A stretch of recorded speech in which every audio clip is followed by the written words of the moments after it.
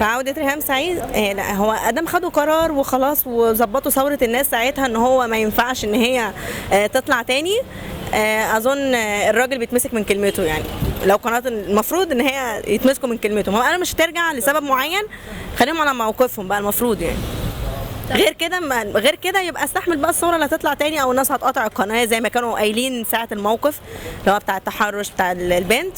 استحمل بقى الردود الافعال اللي هتطلع بعد كده، لكن ما تقوليش كلمه عشان تسكتني وبعدين فتره نهدي اللعب شويه وبعدين نطلع نسخن تاني بريهام. مش هينفع يعني، احنا مش في ماتش. بس يا رب تكون تابت وتكون خلصت من الازدواجيه اللي كانت موجوده عندها. الحاجه الوحيده اللي كانت مضايقاني منها وحاسس ان فيها ازدواجيه كده، بحس ان هي ممثله يعني. احلى حاجه ليها بلاش الاذاعه وبلاش الحاجات الاجتماعيه علشان ما تغلطش الغلطه اللي هي غلطت فيها، لان هي كممثله ممتازه، لكن كمذيعه بحس ان هي زوجيه، بحس ان هي طيبه وجميله وبتعمل خير وي وي وي وي وعند بنات جنسها بتعمل حاجات بتفزعني.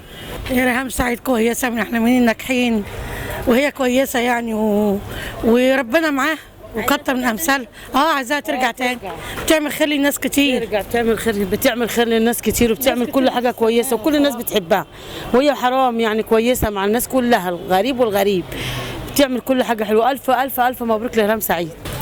ريهام سعيد عادي، هي كل واحد برضو بيقول اللي هو عايز يقوله، والمفروض بقى النقابه برضو بتشوف دورها في حاجه زي كده.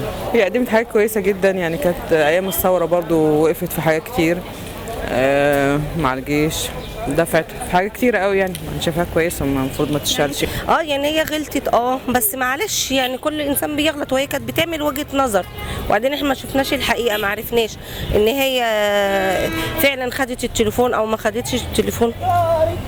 هي من ناحيه غلطت طبعا كويس يعني. البرنامج بتاعها برنامج الخير اللي هي كانت عاملاه. لا مش كويس، لا يعني لا، في بعض التجاوزات في البرنامج بتاعها، في بعض، بس ما فيش داعي للخوض في الحديث يعني، لكن في بعض التجاوزات ويمكن انت عارف انا اقصد ايه يعني. بس والله انسانه كويسه بصراحه يعني، واحنا بنتفرج عليها وبنحب نتفرج عليها والله. انت عايزاها ترجع تاني؟ ايوه والله يا ريت. ريهام سعيد يا ريت. عايزينها ترجع تاني. ليه بقى؟ كده بتجيب حاجات كويسه بتفيد الناس بعد ساعات. لا ريهام سعيد طبعا مش مع عودتها. ليه بقى؟